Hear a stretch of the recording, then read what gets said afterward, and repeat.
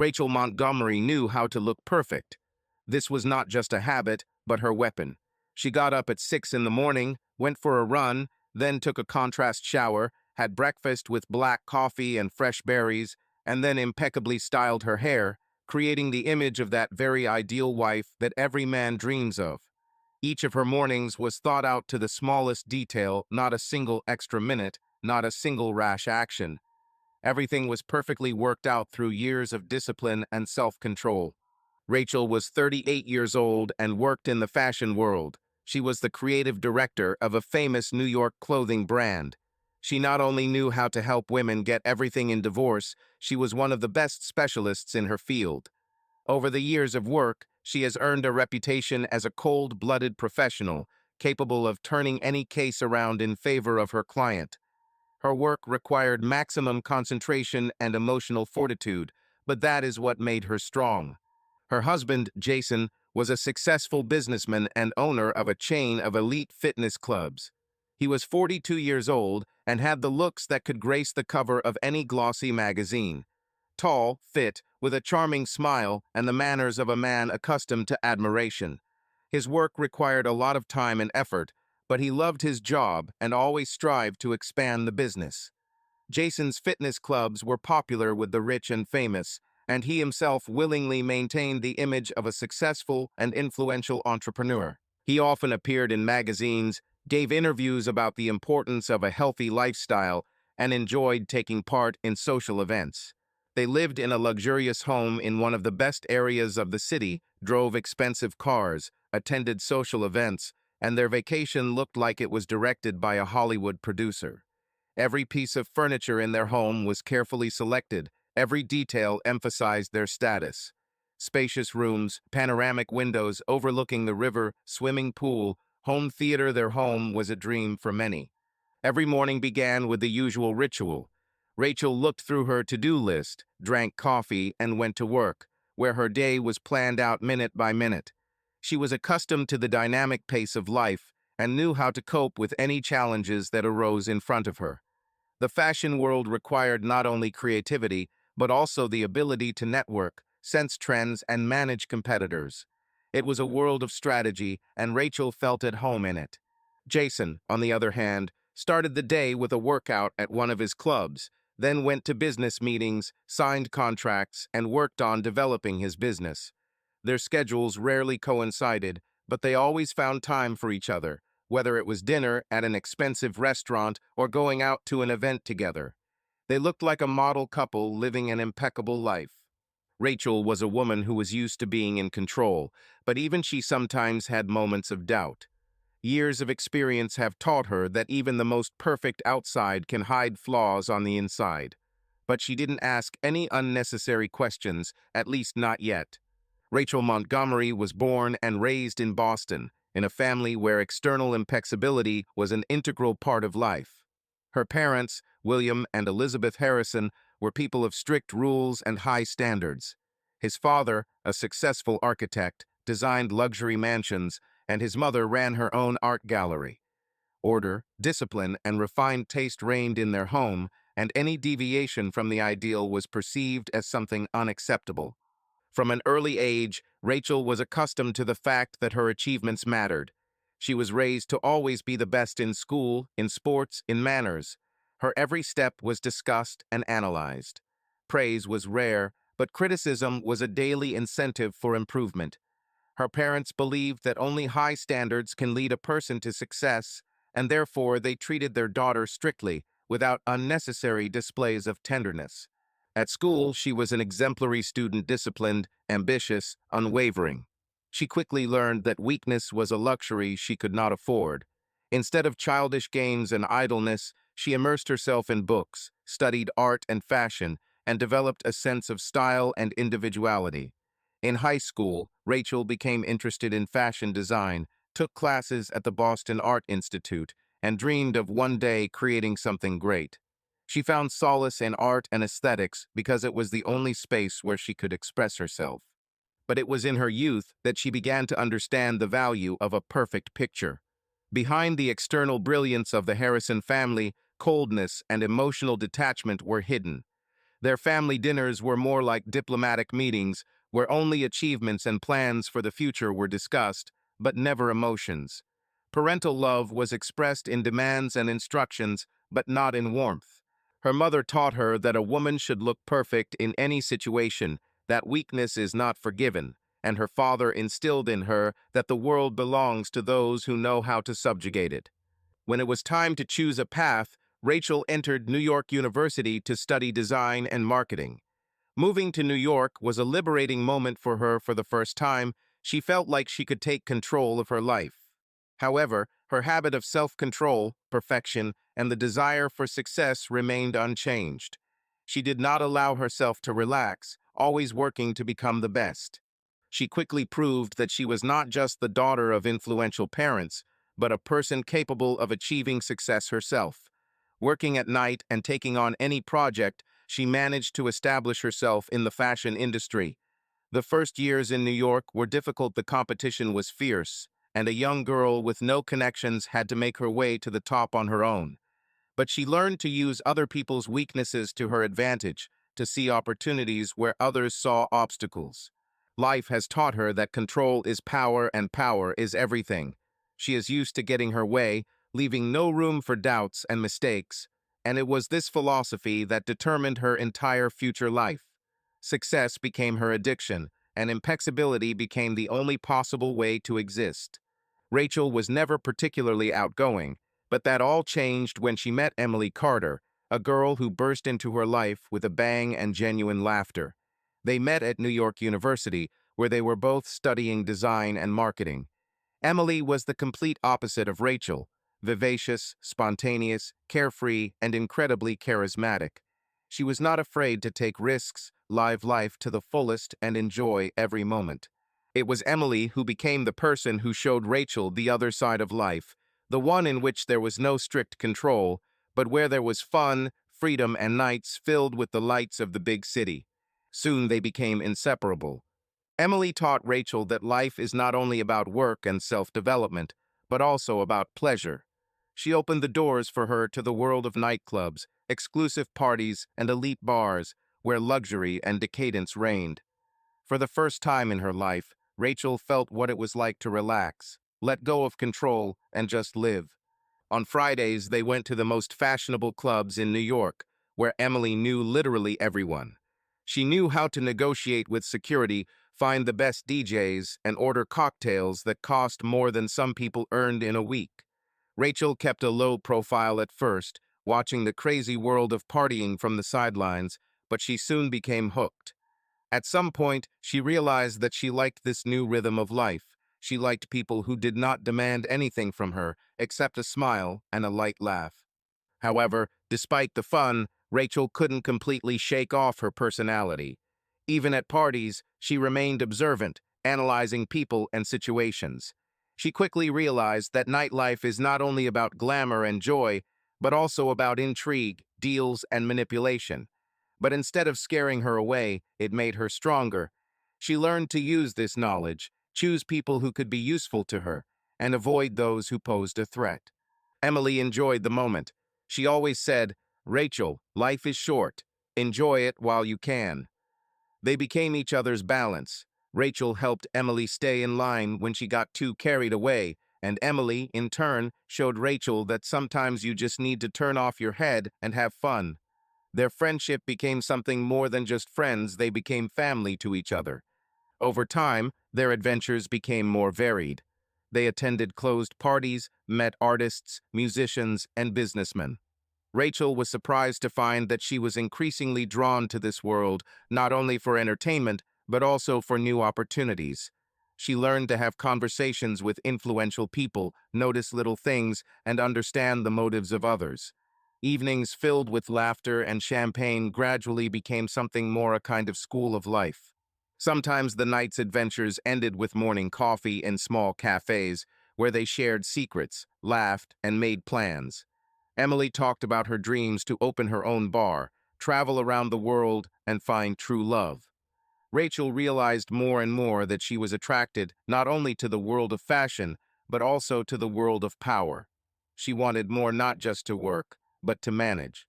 Thus began a new stage of Rachel's life full of lights, music, alcohol, and people who, perhaps, were not as simple as they seemed at first glance. She was no longer just following Emily, she was becoming the mistress of her new, shiny reality. Rachel has always been cautious in relationships. Growing up in a family where emotions were considered a weakness, she had long kept her feelings under control. But everything changed at age 19 when she met Daniel Hunter. He was 3 years older than her, a law student with confidence in his voice and endless charm. They met at one of the university events when Emily dragged her to a charity evening. Daniel immediately turned his attention to Rachel. Her restraint, intelligent eyes, and easy smile intrigued him. They talked all evening, discussing books, films, dreams, and career ambitions. Unlike the noisy partygoers who surrounded her lately, Daniel seemed grown up, mature, and confident. In his company, Rachel for the first time felt not just beautiful, but truly interesting. Their relationship developed gradually. Daniel didn't push her, but he always made it clear that he liked her. They walked around New York at night, drank wine on the roof of his house, laughed at stupid jokes, and shared their fears. For the first time, Rachel allowed herself to be weak, to allow someone to enter her world without a wall of protection. The first time happened at the end of spring. Daniel rented a small lake house for the weekend to take his mind off his exams. They spent the whole day swimming, sitting around the fire, and discussing life. As the sun began to set, he gently took her hand and looked into her eyes. "Are you sure?"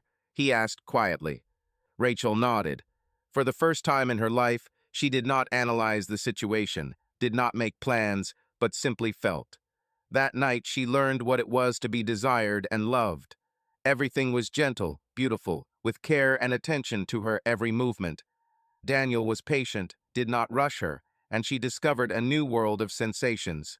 This experience became an important stage of growing up for her. That night, she not only lost her virginity, but also realized that intimacy is not just a physical act, but a deep connection between two people.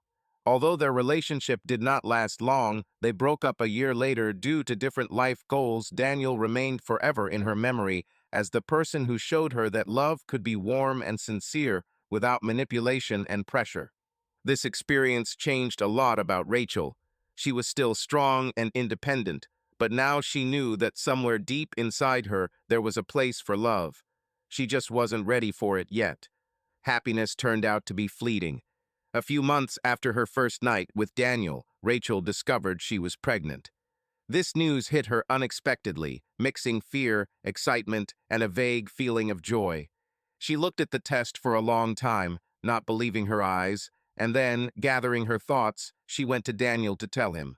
He listened to her in silence, nervously fiddling with his shirt sleeve. His face became tense, and when he finally spoke, there was no joy in his voice. "We're too young for this, Rachel. We have our whole life ahead of us. Are you sure this is what you want?" She didn't know. It seemed to her that at that moment her world began to collapse. She tried to comprehend what was happening, but her body was already living a new life. For the first weeks, she tried not to think about her fears, holding on to the hope that they would cope together. She imagined holding a small child in her arms, feeling the warmth of his skin, listening to his breathing. But fate decreed otherwise. The pregnancy did not last long. Pain, weakness, blood, everything happened so quickly that she didn't even have time to understand what she was losing. At the hospital, the doctor calmly announced that a miscarriage had occurred, a cold word that means the end. The doctor's categorical, dry statement struck her consciousness like a lightning strike. Rachel couldn't believe that a few hours ago a small heart was still beating inside her, and now it had disappeared, leaving behind an emptiness. Rachel fell into a deep depression. She couldn't get out of bed, couldn't look at herself in the mirror. It seemed that everything had lost its meaning. Her body betrayed her, her life lost direction. The days merged into one endless gray blur. She refused to eat, had nightmares, woke up in a cold sweat, feeling a phantom pain in her stomach, reminding herself that it was all over. Daniel couldn't stand it. At first, he tried to be close, but his presence was cold, tense. He didn't know what to say, didn't know how to help. Soon he began to find more and more reasons to leave. "I'm sorry, I don't know how to help you," he said for the last time, and he left. He disappeared as quickly as he had once appeared in her life, leaving behind only emptiness and disappointment. Only Emily remained. She didn't ask questions, didn't try to give empty consolations. I was just nearby. She brought me hot coffee, forced me to go outside, and distracted me with conversations. She said that life goes on, even if it seems impossible now. She pulled Rachel out from under the covers, forcing her to at least get some fresh air. "You are strong," she repeated over and over. "You'll get out of this. I'm here." Slowly, Rachel began to come out of her shell. One day, Emily brought her to their favorite cafe, sat her down at a table by the window, and silently handed her a mug of latte. At that moment, Rachel realized that despite the pain, the world had not stopped. People continued to live, the streets were noisy, the sun rose and set, and she had to continue too. This loss changed her forever. She learned to live with pain, accepting it as part of herself. She became stronger, tougher, more careful. No one and nothing could break her the way she did then. She realized that she can only rely on herself and on those few who remain close when the whole world turns away. And now she knew she would never allow herself to be weak again. Several months have passed since Rachel's life fell apart. The pain had dulled, but something had changed in her. She was no longer that trusting girl who dreamed of love and happiness. Now she saw the world as it really was tough, merciless, and requiring strength. She focused on her studies, devoting every hour to her career. Days were spent in libraries and classrooms, nights spent reading books and projects. She knew that the only way to control her destiny was to become the best she could be. Emily watched her friend and realized that something had changed. One evening, when they were sitting in a cafe, she decided to talk. "You're different, Rachel," Emily said, wrapping her hands around her cup of cappuccino. "You don't rest at all, you don't meet guys, you don't even smile the way you used to." Rachel looked up at her, her blue-gray eyes cold, almost distant. "I just realized that in this world, you can't allow yourself to be weak. The sooner you realize this, the less you will suffer." "But you are not made of iron," Emily objected. "You shouldn't shut yourself off from everything. Yes, you've been through something terrible, but that doesn't mean you should close your heart forever." Rachel grinned, took a sip of her coffee, and leaned back in her chair. "Heart? It's useless. People betray, feelings make us vulnerable. The only thing you can count on is yourself." Emily wanted to say something, but remained silent. She knew there was no point in arguing. The friend made her choice. Soon Rachel received an internship at one of the most prestigious companies in New York. This was her first real victory, the first step towards the success she so craved. On the day of signing the contract, Emily came to her house with a bottle of champagne. "You should celebrate," she exclaimed, waving the bottle. "This is your chance, Rachel. You deserve it." Rachel nodded, her lips curling into a slight smile, but her eyes remained just as cold. "Yes, I deserve it, because I don't allow myself to lose anymore." She raised her glass and took her first sip. This was not just a toast. This was her new principle of life. Rachel quickly learned that in a world of big ambition, no one plays by the rules. Her internship at one of New York's leading companies has turned into a battlefield where only the strongest survive. She wasn't going to be among the losers. Her main competitor, Mark Spencer, was smart, charismatic, and experienced. The management was looking closely at him, and he felt like a favorite. But Rachel already knew how to get him out of the way. One evening, when almost no one was left in the office, she went into the office of the manager, who trusted her more and more. Making an innocent expression on her face, she paused and said, "Have you heard that Mark is considering an offer from competitors? He has been meeting people from that company too often recently." The leader narrowed his eyes. "Are you sure? I wouldn't like to gossip, but the information is reliable. It would be a shame to invest in a person who is already planning to leave." She smiled softly. The next day, Mark was removed from the project and Rachel took his place. Emily, seeing how her friend had changed, tried to warn her. "Do you really want to go down this path?" she asked, watching Rachel carefully examine her reflection in the mirror. "Is there another one? In this world, either you control or you are controlled." "I won't allow anyone to boss me around anymore," she answered firmly. She began to use her influence and charm with even greater confidence. She charmed the right people, convinced, manipulated. One of her clients, a wealthy investor named Jonathan Lewis, couldn't take his eyes off her. "You know what you want, and it's attractive," he told her over dinner one day. Rachel bowed her head, letting the light of the lamp play on her skin.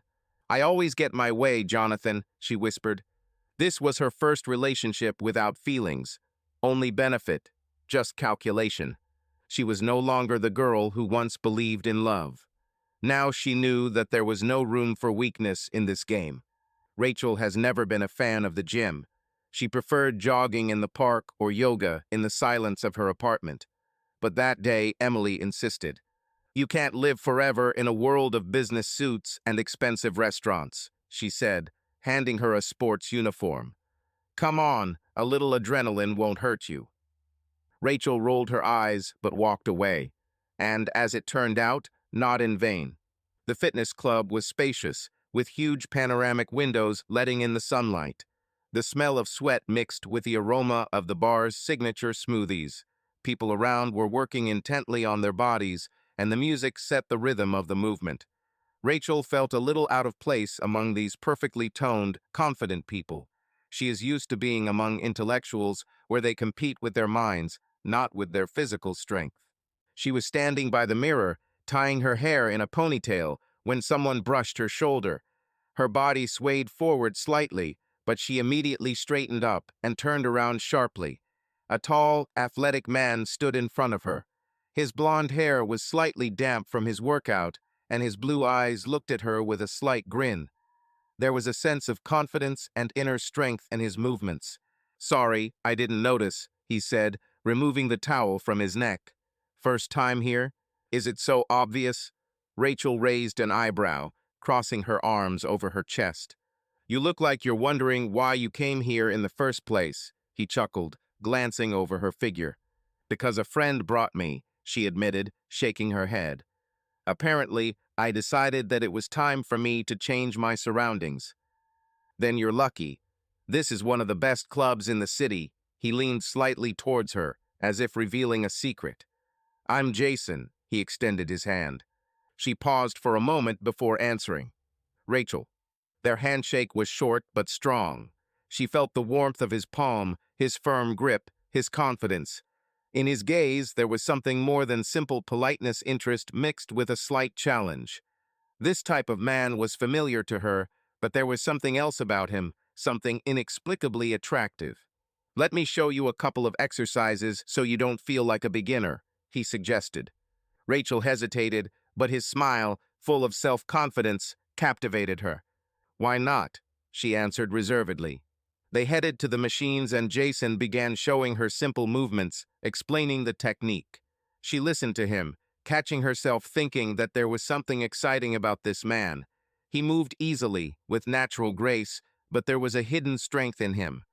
Every word he said was clear. He didn't just demonstrate movements, he controlled the situation, making sure that she involuntarily followed him. "You learn pretty quickly," he noted, watching her repeat the exercise. "I'm used to being successful at what I do," she retorted, looking at him. Jason grinned, as if her words only egged him on. "Let's see how persistent you are," he said, challenging her in his voice. After the workout, Rachel felt a little tired, but also strangely satisfied. It was nice to feel how her muscles were warmed up and her breathing became even. She was about to go to the locker room when Jason appeared next to her again. "Not bad for the first time," he said, wiping his neck with a towel. "You have good potential." "Potential for what?" Rachel chuckled slightly, raising an eyebrow. "To discipline, to control. I think you're one of those people who doesn't like to lose." She shrugged, neither confirming nor denying. He surprised her again with his insight. "Maybe we can have some coffee," he suggested, looking at her a little more closely. "There is a good place not far from here." Rachel thought for a moment. Usually she didn't agree so quickly, but for some reason this time she didn't want to say no. Why not? She answered neutrally. The cafe turned out to be small but cozy. Dark wood, soft lamplight, quiet jazz music in the background. Jason confidently took a table by the window, motioning for her to sit down. "What are you going to do?" he asked as the waitress approached them. "Black Americano, no sugar," Rachel answered. Jason nodded approvingly. "The same." When the waitress left, he leaned a little closer, resting his elbows on the table. "So tell me, what do you do, besides letting your friend drag you to the gym?" Rachel grinned as she took a sip of her water. "I work in the fashion industry. Design, marketing, branding," she replied. "And you, as I understand it, are the same person who owns this club." "One of them," he admitted without false modesty. "I have a network of fitness clubs. I'm building a business that helps people become better.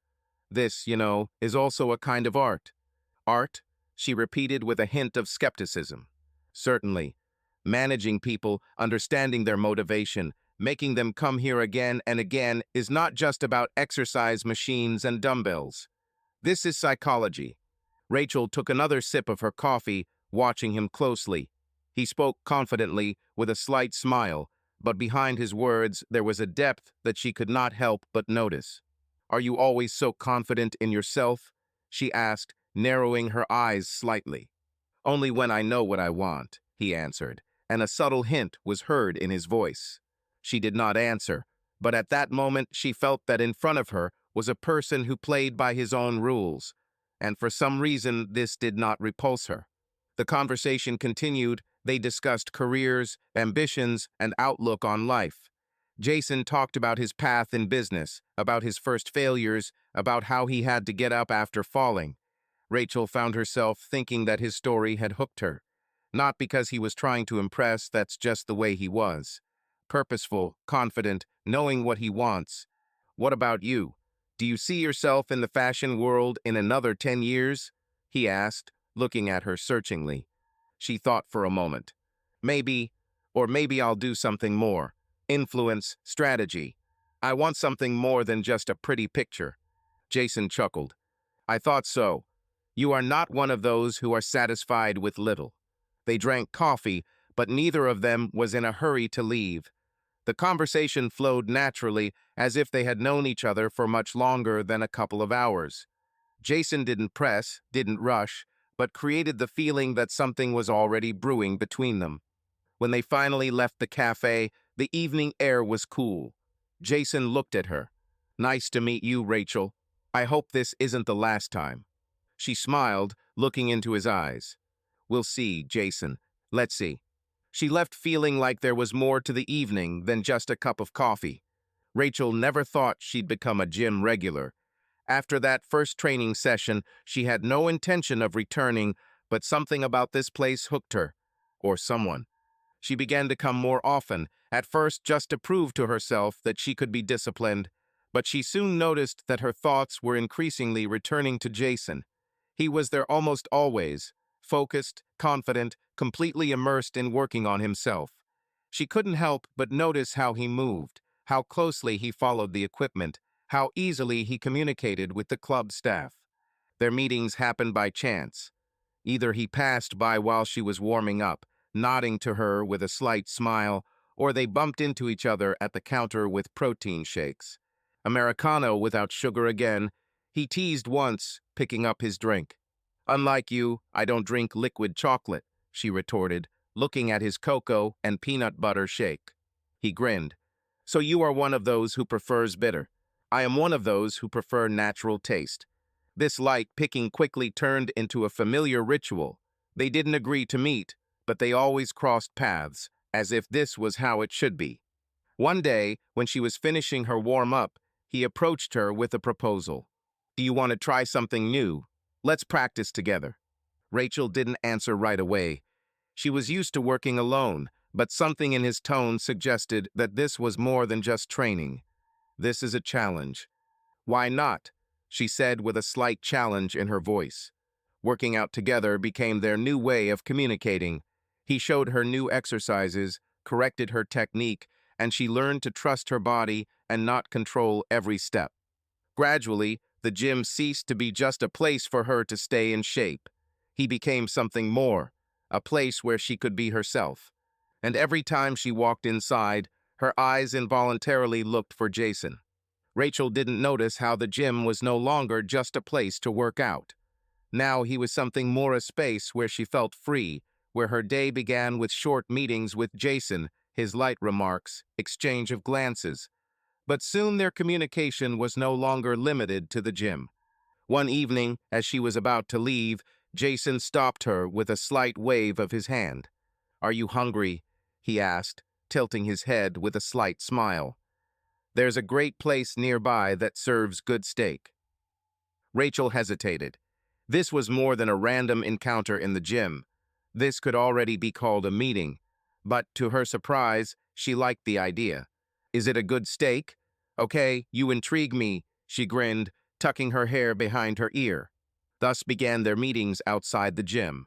First, rare dinners, then walks around the evening city, then random meetings, which, as it soon became obvious, were not random at all. Their relationship developed naturally, without pressure or haste. "How did you even get into this business?" Rachel asked one day over a glass of wine in a cozy restaurant. Jason thought for a moment, then chuckled. "I have always loved sports, but that's not the point.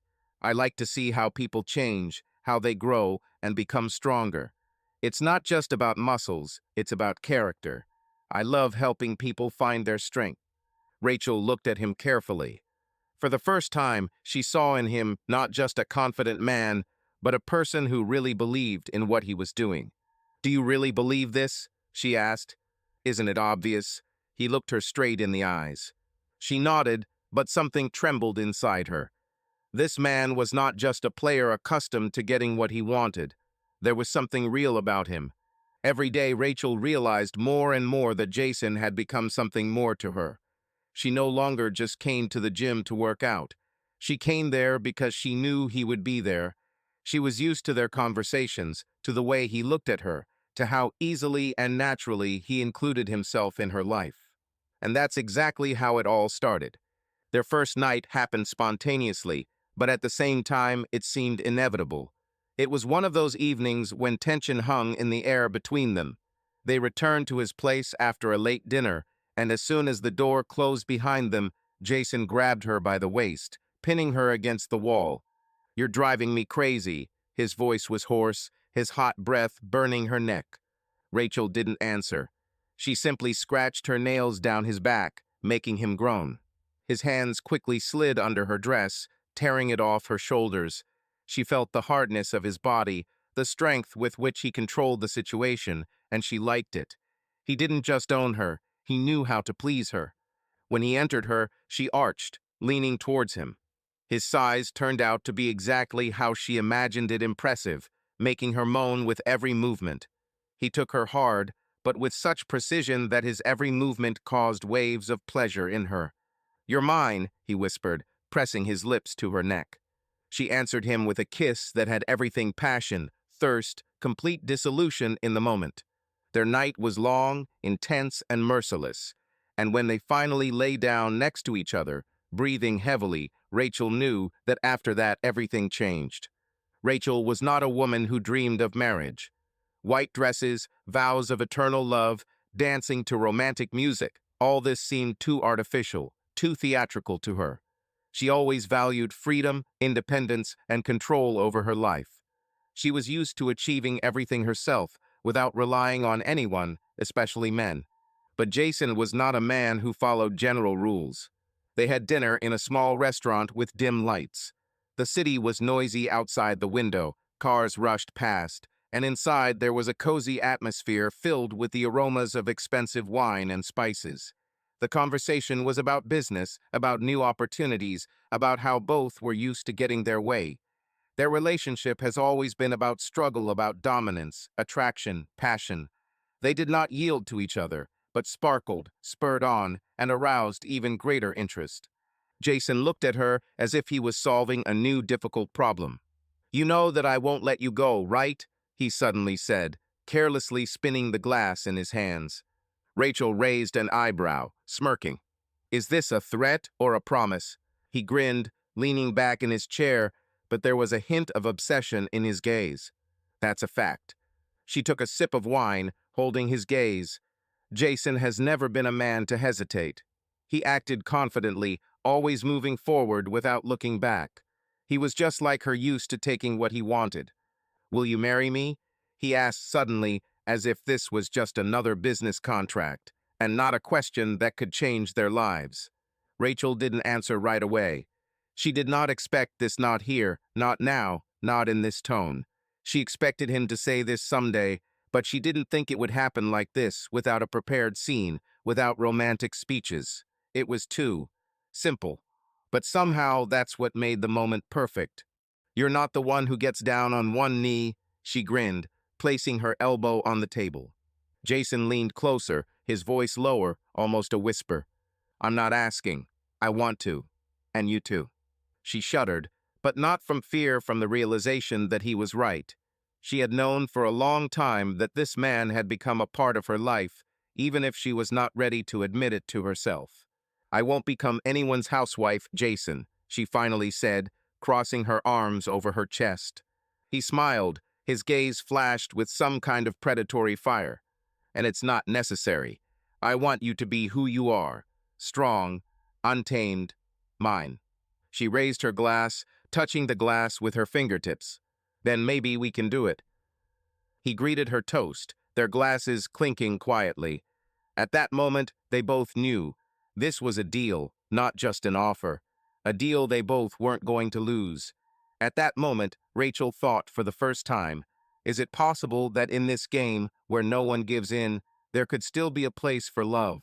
Jason ran his thumb over her wrist, lingering slightly on her skin. She didn't pull her hand away. Yes, they were both strong, but that was what connected them. She had no doubt that this deal would change their lives forever. Rachel never dreamed of a big wedding. It seemed to her that such ceremonies were a waste of money and window dressing. But Jason saw it differently. He insisted on a luxurious celebration that would not just unite them, but would make a statement to the world. He wanted everyone to know that she was now his wife. Preparations proceeded rapidly. The best hotel, hundreds of guests, an exquisite menu, a designer dress from a famous couturier. Jason spared no expense in organizing the ceremony, which was to be the event of the year. For him, this was not just a union of two hearts, it was an act of power, proof that he was capable of getting the best. Rachel watched the proceedings with reserve, letting the organizers handle the details. She didn't interfere, not because she didn't care, but because she knew Jason enjoyed being in control. And deep down, she was pleased to realize that this day was so important for him. When the wedding day arrived, she looked at herself in the mirror. A long white dress with a deep slit, perfectly emphasizing her figure, easy styling, creating the effect of natural elegance. She looked luxurious, not a gentle bride, but a woman who takes a conscious step. Jason was waiting for her at the altar, in an immaculate black suit, with a slight smile on his lips. His eyes sparkled with confidence and pride. When she approached, he squeezed her hand tightly, not giving her a chance to doubt. You're amazing, he whispered, leaning towards her ear. Rachel smiled. I know. The ceremony went flawlessly. They exchanged vows, short but succinct, without excessive sentimentality, but with the energy that reflected their nature. Jason didn't talk about eternal love, he talked about partnership, about strength, about the fact that together they are capable of anything. He didn't make empty promises, he made a deal. When they said the cherished yes, he didn't just kiss her, he took possession of that moment. Jason's lips covered hers with firmness, with possessive pressure, causing the guests to freeze for a moment. This kiss was an assertion of power, a demonstration that they were now one. At the reception, he did not leave her side, keeping his hand on her waist, whispering something in her ear that made her smile. He saw her not just as a wife, but as an equal partner. The whole evening was like a celebration of two kings who had entered into an unbreakable alliance. They danced, moving in sync, as if they felt each other on an instinctive level. The guests watched in admiration, realizing that in front of them was not just a beautiful couple, but two people who had chosen each other consciously without illusions or weakness. When they were alone in a luxurious hotel room filled with dim candlelight and the aromas of expensive whiskey, Jason leaned back in his chair, looking at her carefully. "Well, Mrs. Montgomery, are you satisfied?" His voice was low, velvety. Rachel moved closer, slowly lowering herself onto his lap. "Enough, but perhaps not completely yet," she whispered, catching his gaze. He chuckled, fisting her hair and pulling her closer. "Then let's fix this." He picked her up, throwing her easily over his shoulder, and then threw her onto the bed. Her breathing hitched, not from fear, but from anticipation. Jason covered her with his body, his hands slid over her hips, eagerly exploring every inch. Their wedding night was not about tenderness. It was about passion, about the attraction of two predators who finally got each other completely. His movements were harsh, domineering, but that was exactly what she wanted. He held her close to him, as if proving that now she belonged only to him. She responded in kind, digging her nails into his back, scratching, leaving marks. "You're mine," he growled, thrusting deeper into her. "Then show it to me," she whispered, arching towards him.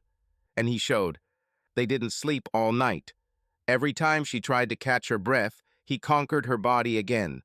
Their union was sealed not by words, but by this crazy fusion in which there was no place for weakness. When dawn finally began to break through the curtains, Jason pulled her towards him, letting her lie against his chest. "Now you are mine forever," he said, running his fingers along her back. Rachel didn't answer. She simply closed her eyes, allowing herself to believe for a moment that this moment could truly last forever. The honeymoon turned out to be exactly what it should be for a couple with endless possibilities. Jason rented a private villa on the Amalfi Coast, where warm waves caressed the snow-white cliffs, and the nights were filled with wine, laughter, and unbridled passion. Rachel enjoyed it.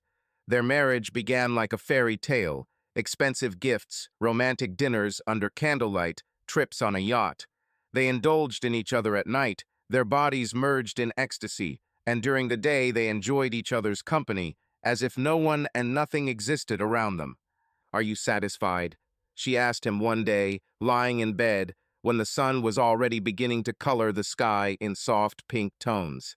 Jason pulled her closer, running his fingers along the curve of her back. "Very. I got what I wanted." His voice was low, filled with satisfaction. Rachel smiled. Then she did not yet attach importance to how exactly he said it. Then she believed that these were just words. Returning to New York, they plunged into the rhythm of life together. Their days were filled with activities, each had their own ambitions, goals, projects. Jason continued to expand his network of fitness clubs, and Rachel moved forward in the fashion industry, occupying increasingly senior positions. Every evening they found time for each other, dining in expensive restaurants or indulging in passion in their luxurious home. In the eyes of others, they were an ideal couple, successful, beautiful, confident. Everyone was jealous of their union, not suspecting that barely noticeable cracks were already beginning to appear under this ideal picture. At first, it was unnoticeable. Jason never stopped her from doing anything, but his gaze became intense if her work meetings went late into the night. He began to ask more often who she was spending time with and what her plans were. Everything looked like concern, but sometimes there was a hint of demand in his voice. "You're late," he said one day when she returned from a business meeting. "There was an important dinner with partners," she answered calmly, taking off her coat. "You could have warned me." His tone was even, but there was something more in his eyes. Rachel just smiled and kissed him. "Do I have to report every time?" she whispered, sliding her hands over his chest. He chuckled, pulling her closer. "Of course not." His hands grabbed her waist, and a minute later he was kissing her so that any questions disappeared. But the next time she lingered again, his reaction became a little more acute. "Are you so interested in spending evenings with these people?" he asked, sitting down opposite her at the dinner table. "It's my job, Jason. You know I won't stop." She held his gaze. He didn't answer immediately. Then he just nodded, but something changed in his eyes. Rachel has achieved a lot. She became one of the leading figures in the fashion industry. Her name appeared in magazines, and she was invited to private events. At some point, she realized that her name began to sound even more often than the name of her husband. Jason was proud of her, or at least that's what he said. "You have become a real business shark," he once told her, watching her give an interview on television. "People like it when a woman knows how to take a punch." She heard admiration in his voice, but also something else, a slight chill. For the first time in her life, she wondered, does he like the fact that she is no longer just his wife, and the fact that now her name can sound louder than his? Years passed, and their marriage remained as ideal as others saw it. They were successful, beautiful, confident. People looked at them with admiration and envy. They had power, money, and limitless opportunities. They weren't thinking about children, not yet. They enjoyed each other, their lives, their desires. But the main thing that remained unchanged was sex. If at the beginning of their relationship the passion was wild, unbridled, filled with hunger and greed, then over the years it became even stronger. They knew each other better, knew every weakness, every point of pleasure, knew how to drive each other to madness. Their closeness did not weaken, on the contrary, it grew into something that was impossible to control. Every night, Jason took her as if he was proving that she belonged only to him. His hands were hard, his voice low and authoritative. "Get on your knees," his whisper in the darkness sounded like an order. Rachel smirked as she slowly lowered herself in front of him. "You're too confident," she whispered, feeling his fingers squeeze her chin. "You love it," he chuckled, running his fingers through her hair, forcing her to look up. "You love it when I tell you what to do. You love it when I tear you apart." She didn't answer. She just licked her lips, waiting for his next move. And he did it. Every night turned into a war. She scratched his back, leaving red stripes, and he held her by the hips, penetrating deeper, not allowing her to leave. "You're so tight," he groaned, clutching her hair in his fist. "Say that you are mine. Come on, harder." Instead of answering, she hissed, clinging to his shoulders.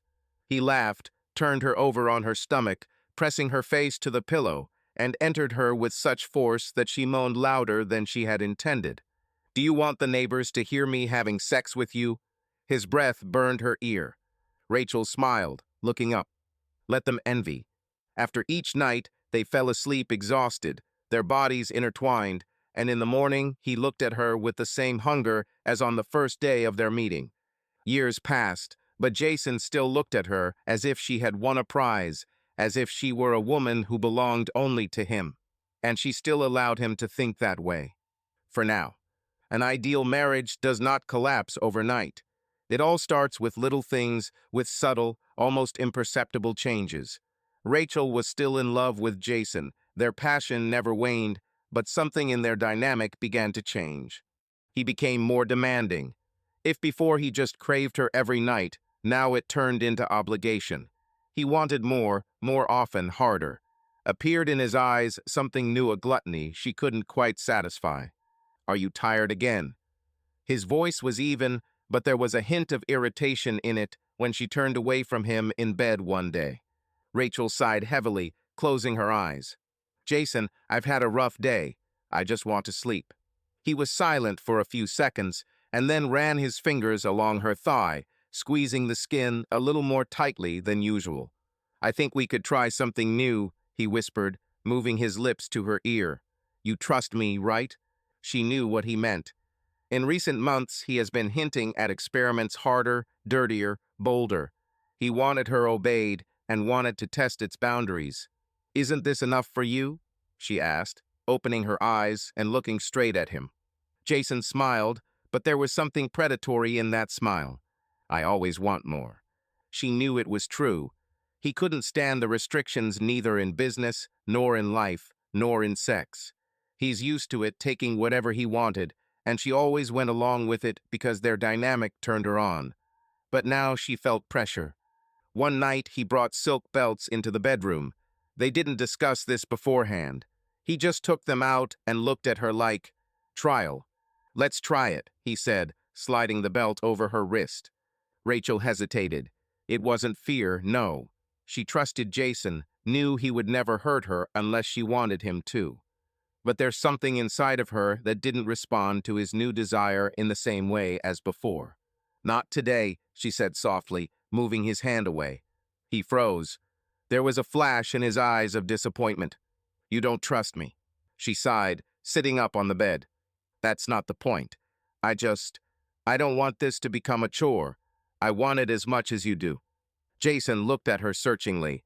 She could feel the emotions fighting inside him, and suddenly he chuckled, shaking his head. Okay, but you know that I don't like being rejected, he said, touching her face. It sounded too soft to be a threat, but too hard to be a joke. Since then, Jason began to behave a little differently. He didn't tell her what she should do, but his gaze became more intense, his expectations more explicit. If before he valued her independence, now he wanted her complete involvement in his desires. I want you to be only mine today, he said one day before dinner with her colleagues. Jason, I already promised that I would go. He sighed heavily, turning away briefly. It just seems to me that someone else is more important to you, not me. His voice was level, but it sounded reproach. Rachel felt irritation flare in her chest. But as soon as she spoke, he touched her waist and pulled her closer. Okay, go, he whispered into her neck. But at night, I will take mine. She smiled, kissing him back, but inside her something moved almost imperceptible anxiety. Sex remained bright, strong, but now it was saturated and demanding. Jason expected her to always respond to his passion the way he wanted. And if at some point she didn't burn with the same flame, he made her feel guilty. You're not the same as you used to be, he muttered one day after a particularly long night, when she tiredly rolled over onto her side. What? She asked, barely opening her eyes. You're holding back. You used to give me more.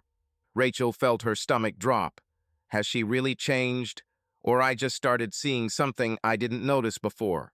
She didn't answer. I just closed my eyes, hoping the feeling would go away. But anxiety had already sprouted inside her. Jason felt something was changing. If earlier Rachel was passionate, pliable, ready to dissolve in his desires, now she increasingly set boundaries. She could say no if she was tired, she could cancel dinner if work required her attention, she could leave for a meeting without telling him in advance. Previously, he knew that he had her full attention.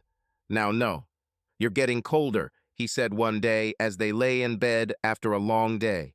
Rachel turned to him, stretching lazily, but inside she felt irritated. These conversations began to be repeated too often.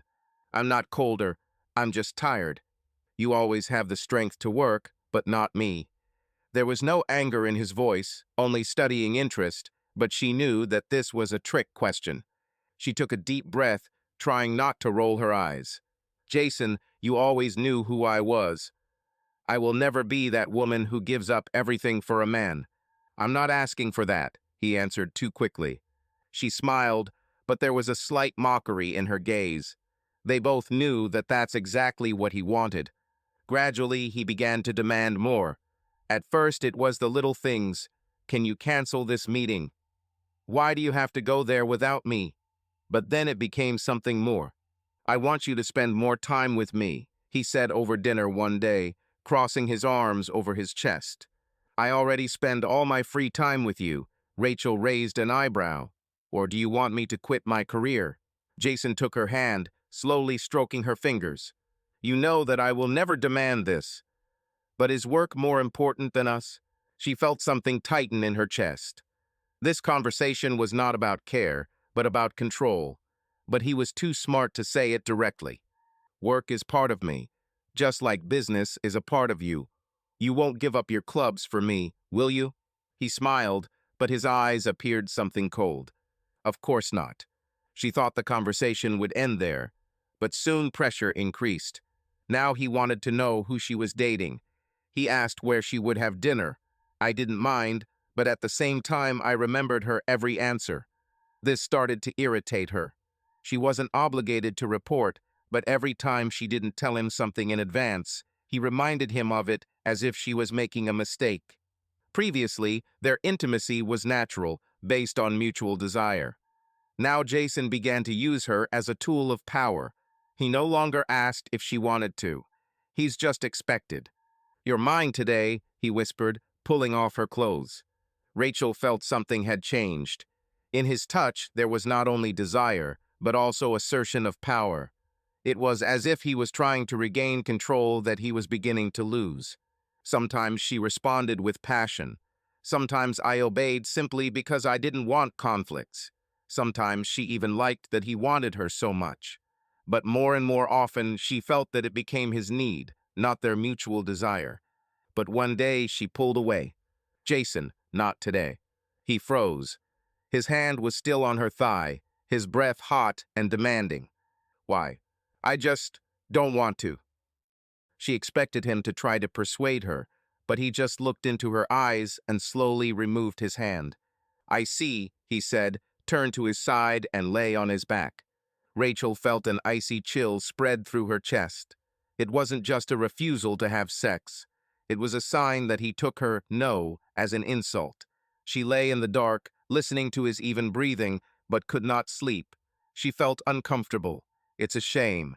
For the first time in a long time, she felt like she was next to him. 1. The next morning, he acted as if nothing had happened. He kissed her temple before leaving for work, smiled, and said that he loved her. But something in his eyes has changed. Rachel tried to convince herself that it was just nothing, that this will pass. But later she will understand this was the starting point. This was the moment when Jason started looking for something that Rachel could no longer give him. Jason didn't think he would ever cheat on Rachel. They were always strong, passionate, ideal in the eyes of others. They were a couple that was looked upon with envy and admiration. But something has changed. She has changed. At first, it was just irritation. She became too independent, too independent. She no longer looked at him with admiration, no longer sought his approval in every little thing. She didn't obey. She began to say no, not only in bed, but also in small things. She no longer depended on him as much as before. Jason never tolerated loss of control. He couldn't let that happen. He wanted his wishes to remain her priority, but now that was no longer the case. It happened by accident. A regular work meeting, paperwork, signing contracts. Molly White, young, beautiful, soft-spoken, professional notary working with his business. She was not just a lawyer, she was submissive, respectful, admired, and he liked it. The first meeting went smoothly. Business conversations, professional courtesy. But when she looked up at him, there was something different about them. Frank admiration, almost awe. She looked at him as a man, not as an equal partner, like someone you want to obey, someone you want to please. "You are probably the most disciplined person I have ever worked with," she said, smiling shyly. "I heard about your reputation." He narrowed his eyes slightly, watching her. She spoke with delight, and it was nice. Rachel hadn't looked at him like that in a long time. In her eyes, for a long time, there was no admiration or admiration, only self-confidence equal to his own. "I hope you only heard good things," he chuckled, running his eyes over her figure. Molly laughed, lowering her eyes slightly. A woman who doesn't challenge. A woman who doesn't argue, doesn't question his decisions. She was what he was losing in Rachel. But for now, it was just a thought. Over the following weeks, he began to work late more often. Meetings with the notary became business as usual. Her voice was soft, her behavior impeccable. He felt how she hung on his every word, how she tried to please, and this is exciting. One day, while staying in the office, he noticed that they were alone. Late evening, dim light. Molly straightened her hair and smiled, leaning over the table, handing him the documents. Her fingers accidentally brushed against his arm. He didn't pull it away. Sorry, she was embarrassed, but there was no apology in her eyes. There was interest. Jason felt his insides flare up. Something dangerous. Wish, temptation, power. He saw how she looked at him and realized that she was ready to obey without question. He didn't do anything that evening. He's just allowed myself to feel. But from that moment on, he began to think about her more often than he should. Rachel didn't know what had changed, but felt it. Jason started coming home later. He no longer tried to control her, but in this there was something wrong. It was as if he no longer saw the point. It was as if his thoughts were occupied with something else. "You're late again," she remarked one day when he entered the bedroom late at night. "Yes, work," he answered indifferently, quickly unbuttoning the cuffs of his shirt. Previously, he would have come over, kissed her, pulled her closer. Now he just undressed and went to bed. She looked at his broad back and for the first time in a long time felt emptiness. Later, one day, she walked into his office and saw her Molly. Thick brown hair, a perfectly ironed shirt, too intent to look when she looked at Jason. He was calm and confident, but Rachel noticed how his fingers lingered a little longer on the folder that Molly was handing him. Rachel didn't say anything. For now. Jason knew it was inevitable. He felt it from the moment they first met, from the way Molly looked at him admiring, submissive, ready for anything. It wasn't just attraction, it was necessity, which was accumulating inside, demanding a way out. In recent weeks, he increasingly found himself thinking about her. About the way she smiles, the way she leans toward the table, the way her fingers touch the documents she hands him. Everything about her manner screamed submissiveness, the very submissiveness that he so lacked in Rachel. Today he was late at the office again, and she does too. "It's late," Molly said, running her fingers along the edge of the folder. "Looks like we're the only ones here." Jason looked up slowly. She stood nearby, wearing a perfectly fitting blouse that emphasized the curves of her body. He saw how she clasped her hands nervously, but not out of fear, out of anticipation. "You could have left," he noted, leaning on the table. "And you?" Her voice was a little quieter than usual, almost a challenge. He leaned closer. A second of silence, and she took the first step. Or is he? Everything happened too fast. Her lips found his, her breath mingled with his, and her fingers tremblingly reached for the buttons of his shirt. "We shouldn't," she whispered, but her hands didn't stop. "Then leave," he replied, kissing her with even greater greed. But she didn't leave. He tore off her blouse, his hands slid over her hot body, and his breathing became sharp and intermittent. Molly moaned as he squeezed her thigh, pulling her towards him. She wanted it. I wanted him. He pushed her towards the table, pressing her back against the cold surface. Her breathing hitched, and her fingers frantically clutched the fabric of his shirt. He looked into her eyes, and there was no fear, only hunger. "Are you sure?" His voice was low, hoarse. "Yes," she whispered, arching towards him. Her skirt was up in a second, her panties slid down, and his fingers found her hot and ready. He entered her abruptly, without warning, causing her to scream and grab the edge of the table. He knew it was wrong, but he didn't care. "Damn," he growled, starting to move. "You're so damn tight." "Jason." Her voice trembled with pleasure. He pounded deeper into her, his hands firmly holding her hips, not giving her a chance to pull away. It wasn't just sex, it was power, control, punishment for everything he didn't get from Rachel. "Tell me what you like." His lips were in her ear, his breath hot. "I like it." Her voice broke off in a moan.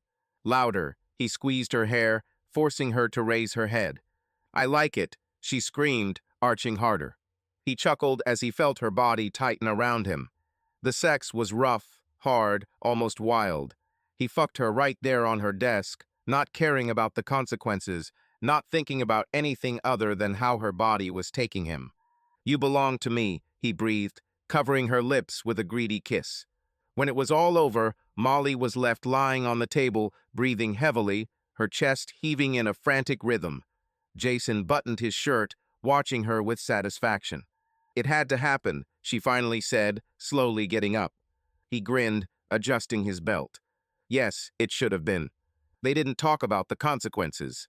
We didn't discuss what would happen next. Because at this moment, it doesn't matter."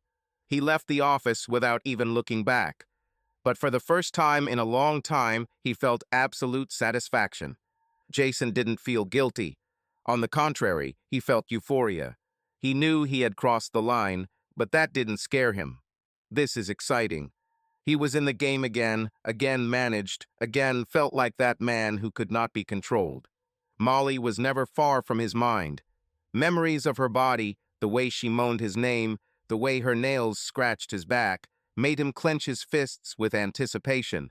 It was pure desire, and it burned him from the inside. And of course, it didn't end all at once. The following weeks turned into broken moments of passion, stolen between errands, meetings, and family responsibilities. He couldn't get enough of her. Every meeting with Molly turned into an explosion of desire, into a fusion of bodies filled with greed and demand. "You're crazy," she whispered one day when he dragged her into his office, pressing her against the wall. Perhaps his lips found her neck, his hands greedily squeezed her waist. "But you like it." She groaned, not trying to argue. She belonged to him completely, without reserve, without conditions. He felt her body absorb his power. She trembled under him in the darkness of the office, arched in the back seat of his car, lost her voice in the hotel room when he took it again and again. It was dirty, it was lascivious, it was perfect. They could do this several times a night. Molly could come to him during the working day without warning, knowing that he would find a few minutes for her. At such moments, Jason forgot everything. About my wife, about morality, about risks. There was only him and his property. But if for Jason it was control, for Molly it was becoming something more. She was waiting for his calls. She looked at the phone, wanting it to tell her to come again. "When will I see you again?" she asked one day, lying on her back in rumpled sheets. "Whenever I want," he answered, buttoning his shirt. She smiled, but her eyes turned gloomy for a moment. He saw that she was starting to get attached. "You don't think this is something serious, do you?" he asked, glancing over her naked body. "Of course not," Molly smiled hastily, but her fingers trembled as she reached for her clothes. Jason knew it was a lie. He saw how her look changed every time he got out of bed without looking back. He saw her invisible pain when he didn't leave her any promises. But did it really matter? He was at home the same as always. He was still involved in business, still devoted time to his wife. He hasn't changed. At least that's what he thought. But Rachel felt the difference, barely noticeable. Like a shadow, like a slight change in his touch. He was still passionate, but not so greedy, as if his hunger has already satisfied someone else. One evening, when he returned home, she looked at him carefully. "Did something happen?" she asked, narrowing her eyes slightly. "Of course not." Jason kissed her temple. "An ordinary day." She nodded, but there was a flash in her gaze doubt. Her intuition wasn't screaming yet, but it was already whispering something disturbing. But she hasn't thought about it yet. And Jason wasn't going to stop. Molly knew what she signed up for. She knew Jason had a wife. She knew that she would never be in her place. From the very beginning, it was his world, his rules. She didn't ask when he would come, didn't require promises. She was just waiting for him to come back once her. From the very beginning, it was his world, his rules. She didn't ask when he would come, didn't require promises. She was just waiting for him to come back. But at some point, the wait became painful. She found herself looking at her phone too often, which turns off the screen and immediately checks again to see if the message has arrived. She noticed how her heart skipped a beat every time he wrote one short word, "Come." But these messages came less and less often. At first, she didn't attach any importance to it, but then she began to feel fear. What if he leaves her? What if he had others? What if he just fed up with her? This thought became unbearable. "I only need you when you want me," she asked one day, lying next to him in the warm darkness of the hotel room. "Don't you like it the way it is?" His voice was lazy, satisfied. Molly bit her lip, turning away. To her, enough. It should have been enough. But for some reason now it's not enough. Everything used to be perfect. She was there for him at the outlet, game, and property. He ordered, she obeyed. But now he noticed a change. It appeared in her eyes too many questions. "You're not going to destroy what we have, are you?" he asked one day, straightening up in bed, when her hands reached out to his chest, but not with the usual greed, but with something else. I just want to know where this leads. Her voice was quiet, but there was a dangerous note. It doesn't lead anywhere, he answered sharply. She shuddered. There was tension in the room. I can't be just a toy, Jason. Her voice became firmer. I know who you are. I know that you have a wife. But I can't wait all the time for you to remember me. Her voice became firmer. I can't wait all the time for you to remember me. Then don't wait, he shrugged, getting out of bed. You knew what you were agreeing to. Molly watched him go into the shower and felt rage, resentment, pain. She really did. But now this was not enough. Rachel didn't know what exactly was the matter, but I felt something had changed. Jason was still there attentive, caring, equally passionate in bed, but at times his gaze went somewhere into the void. He became more often locked in the bathroom with your phone, staying longer at work. One night she woke up and saw him sitting on the edge of the bed, staring at the screen. Phone backlight illuminated his face, and there it was something alien, something she hadn't seen before. Are you awake? Her voice was sleepy, but attentive. Jason quickly turned off the screen. Work, he said shortly, lying back and pulling her towards him. Sleep. She closed her eyes, but her intuition didn't shut up. Rachel was not a stupid woman. She didn't like scenes for no reason, but one day I still couldn't restrain myself. You have become somehow different, she said at dinner, carefully studying his face. In what sense? Jason raised an eyebrow, taking a sip of wine. You stay late more often, you've become. She paused for a second, searching for words. Don't know. More detached. He smiled, but in his eyes a shadow of irritation flashed. You're pushing yourself too hard, Rachel. I just have a lot to do. Maybe. She pretended to accept his answer, but somewhere deep inside something was breaking. Jason knew he couldn't hide his secret life forever. Molly was angry. Her patience was wearing thin. She didn't want to be second. She wanted more. And Rachel started suspecting. Late evening, his apartment in the city center. The smell of whiskey and her perfume hung in the air. Molly lay on her side, leaning on her elbow, her fingers lazily sliding over his chest. Jason smoked, looking out the window at the city lights. He was always like this after a conversation with his wife, silent, gloomy, tense. You're thinking about her again, Molly said, watching him carefully. I'm thinking about my freedom, he answered, exhaling smoke. She grinned and ran her nail over his skin. So finish all this. He raised an eyebrow, turning his head slightly towards her. It's not that simple. Divorce is not an option. She leaned closer, her lips almost touching his ear. Jason laughed, his hands sliding down her back. Divorce is a division of property, a scandal, lawyers. She won't just leave. This will be a war. Then make her go away forever, Molly whispered. His hand stopped. He turned his gaze to her face. There was no fear in the eyes, only cold calculation. You're a notary, right? His voice became lower, quieter. You can make sure that after her disappearance, everything goes to me. She nodded, the corners of her lips twitching into a thin smile. Even better, to you, or to me. He smiled back. He liked the way she thought. Late at night, at her office. Molly sat at the table, her fingers confidently typing on the keyboard. The screen glowed with a cold light, reflecting in her eyes. It's simple, she said without raising her head. We are making a new will. It is completely excluded. Everything goes to you. After you to me, if you want. I want to, Jason smiled predatorily, watching her. She pressed print, and the printer spat out papers that would change everything. He took the sheets of paper and ran his eyes over the lines. Designed perfectly. You're good at this, Molly. I'm good at a lot of things. She got up from the chair and sat on his lap, wrapping her arms around his neck.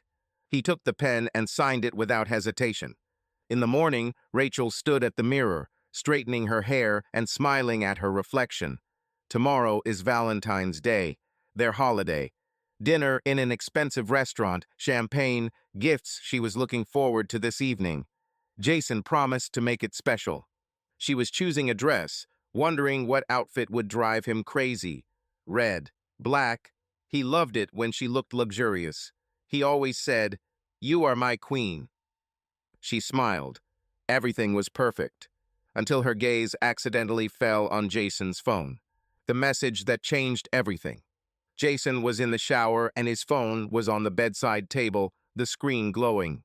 Her fingers were already reaching out to remove it, a habit. But this time she froze. "Tomorrow everything will be decided, my love. She won't know anything. We'll be free by 9 p.m. Rachel blinked. I read it again. We will be free. The blood began to pound in my temples. The skin was covered with cold sweat. What are we talking about? Who is this?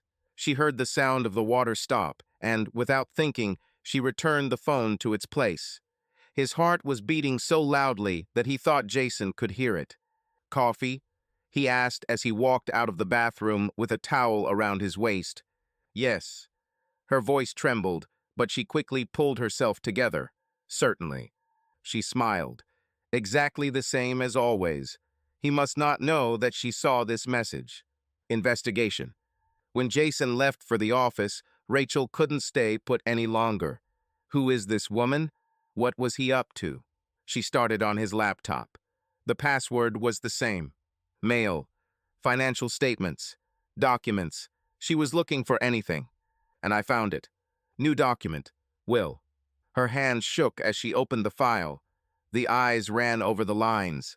And then she saw your name. Was. And now he wasn't there. In the event of his death, all property passed.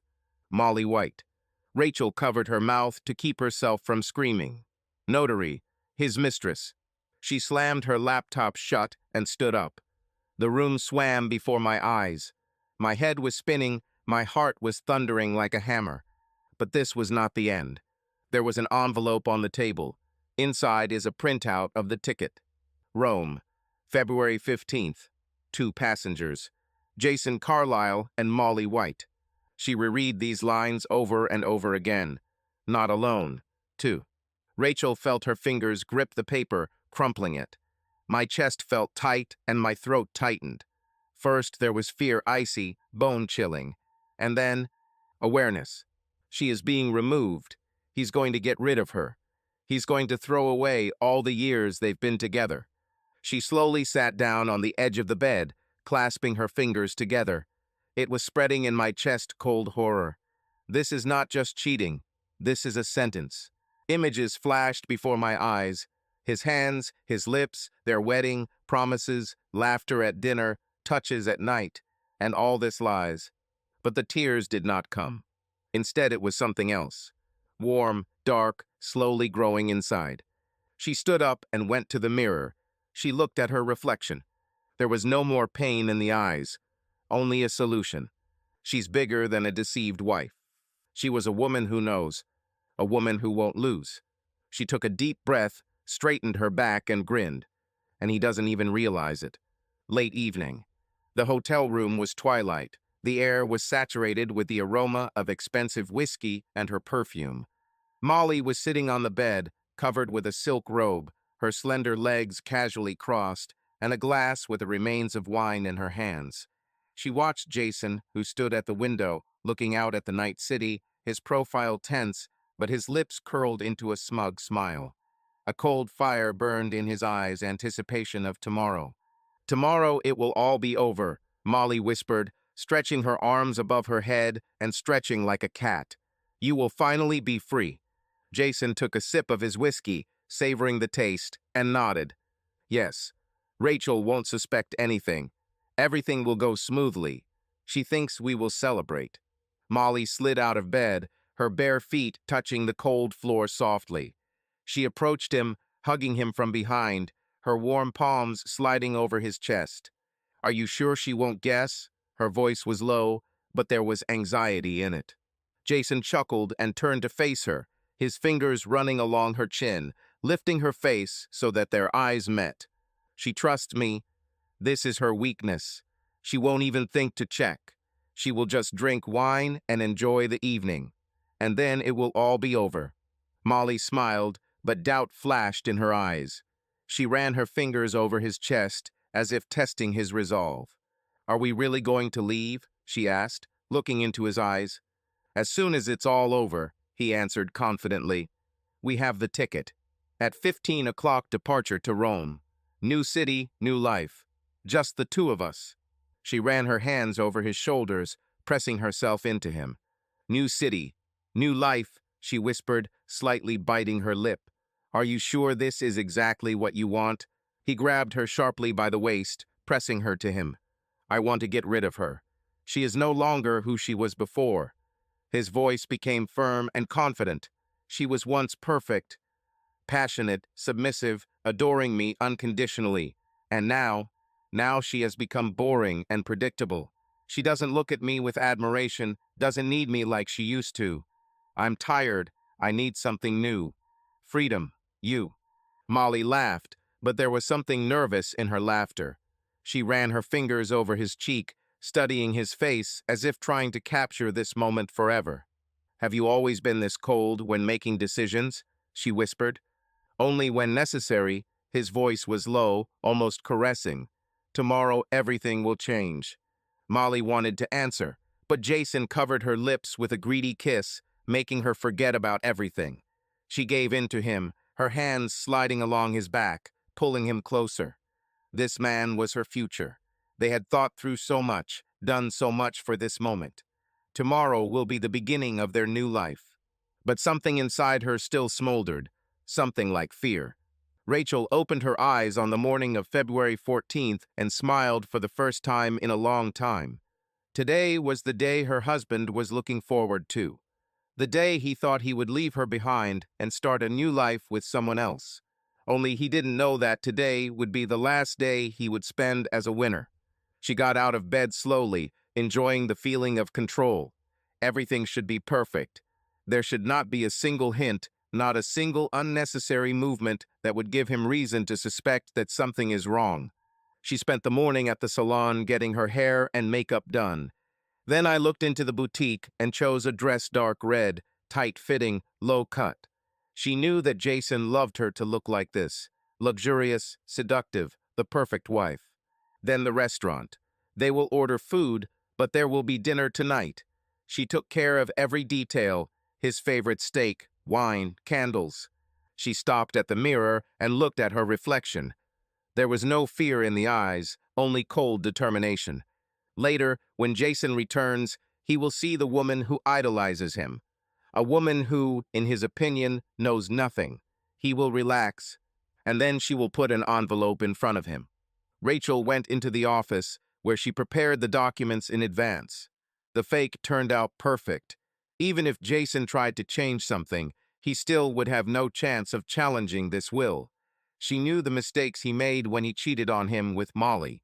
She ran her fingers over the envelope, imagining the look on his face when he realized he had lost. This evening was to be his triumph, but now he will. Jason opened the door and inhaled the aroma of dinner. The air was filled with the smell of expensive wine, roasted meat, and Rachel's light perfume. He grinned. Everything was perfect. She didn't suspect anything. "Hello, love." Rachel came out of the kitchen, smiling, her dark red dress hugging her figure, emphasizing every curve. She came up, lightly touched his cheek, and kissed him on the lips.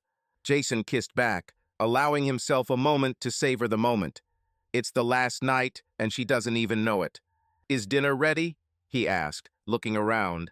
Candles, a beautifully set table, a bottle of his favorite wine. She really tried. "Certainly. I decided that we should celebrate. Our love." Her voice was soft, her gaze warm.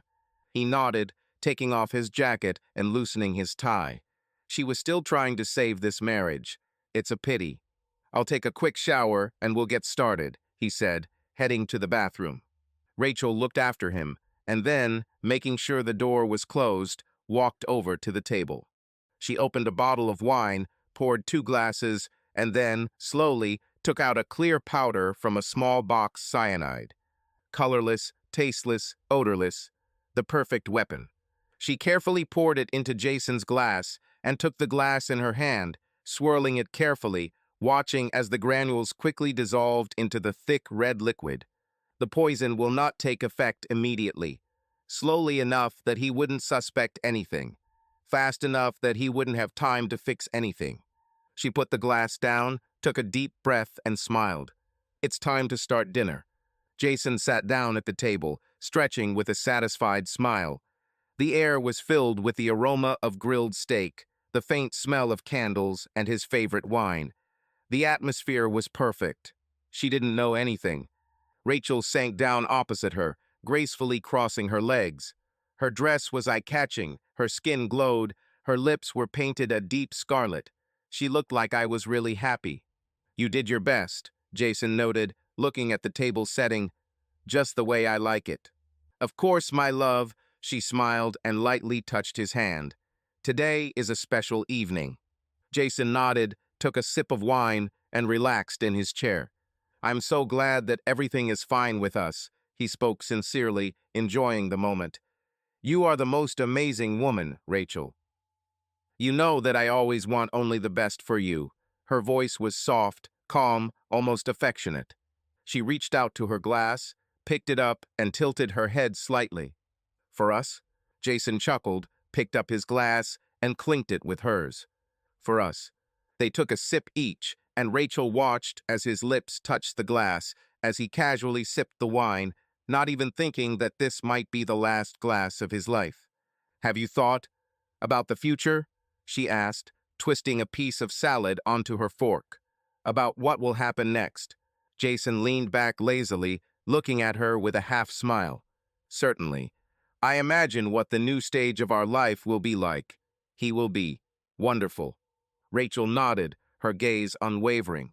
I also think that tomorrow will be special, she said quietly. He looked at her, not understanding the hidden meaning in her words, and he simply smiled. Dinner continued. Jason ran his hand over his forehead. A strange feeling spread through his body, a slight dizziness, as if he had too much wine, although he only drank a couple of sips. He frowned, trying to focus on Rachel's face, but the image seemed to be shaking. Damn. He smiled lostly and shook his head. It seems like things went too fast. Rachel didn't answer right away. She slowly ran her fingers along the stem of the glass, watching him with a slight smile. Is something wrong, my love? There was a subtle mockery in her voice. Jason took a deep breath, but the air didn't seem to fill his lungs. My heart beat faster. He tried to stand up, but his legs reluctantly obeyed. What's happening? He looked at her in bewilderment, and then noticed how she smoothly leaned towards the desk drawer and took out an envelope. Oh dear, she laughed lightly, tilting her head to the side. I think it's time to show you something. She placed the envelope in front of him, tapping it with her fingernail. Jason looked from her face to the envelope, his breath hitching. Inside, suddenly, something cold, alien, reminiscent of fear woke up. What is this? His voice broke. Rachel smiled wider, took a sip of wine, and answered softly. Open it and find out. With shaking hands, Jason tore the envelope and pulled out the papers. His gaze darted over the lines, trying to focus. What is this? Will? He frowned as he skimmed the text, but the further he read, the more ragged his breathing became. No. His heart skipped a beat. In the event of his death, all property passes to Rachel Carlyle. What the hell? His voice broke. The paper trembled in his hands. What does it mean? Rachel calmly took a sip of her wine, watching him with a small smile. It's very simple, my love. Her voice was soft, almost affectionate. Now everything belongs to me. Jason froze, then raised his head sharply. His eyes darted between her face and the document. How did you do it? He clenched the papers in his fist. This is impossible. I personally signed another will. Rachel grinned and tilted her head slightly. Oh dear.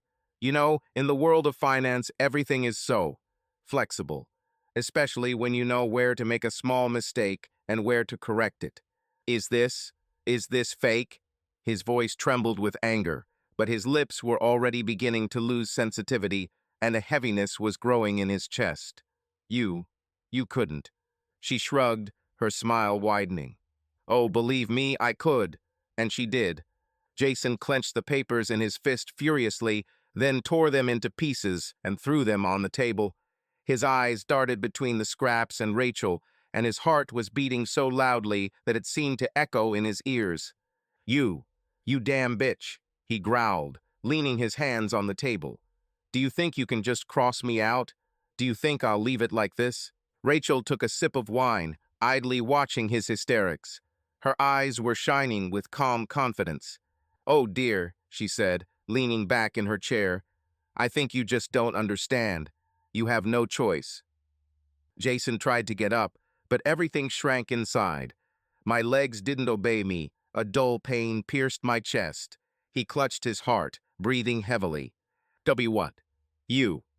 He took a convulsive breath of air, but the feeling in his chest was getting stronger and stronger.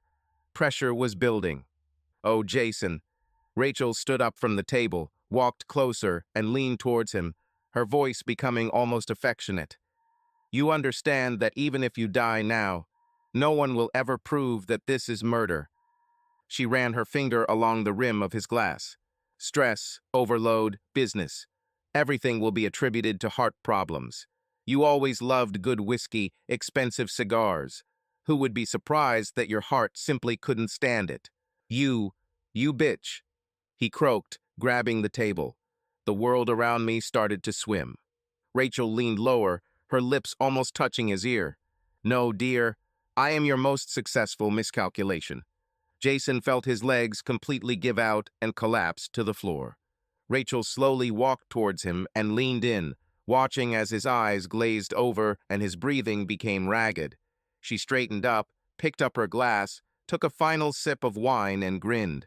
A quiet groan escaped his lips, but his hands no longer obeyed. His consciousness slowly sank into darkness. His plan failed. His life collapsed. Rachel walked calmly around the room, blowing out the candles one by one. It seemed as if she slowly extinguished his very life. Then she went to the window, pulled back the curtain slightly, and looked out into the street. The city lived its own life. Couples in love walked, laughed, and enjoyed the evening. This day has always been about love, just not always happy. She returned to the table and looked at Jason's body, which had fallen heavily to the floor. Happy Valentine's Day, bastard, she grinned, raising her glass. You never learned how to give gifts, but today you yourself become the perfect surprise. I hope you remember him. Subscribe to our channel so that your love doesn't cheat on you, and go ahead and listen to the next story, because this story is nothing compared to the next one. If you're under 18, don't even think click to the next one.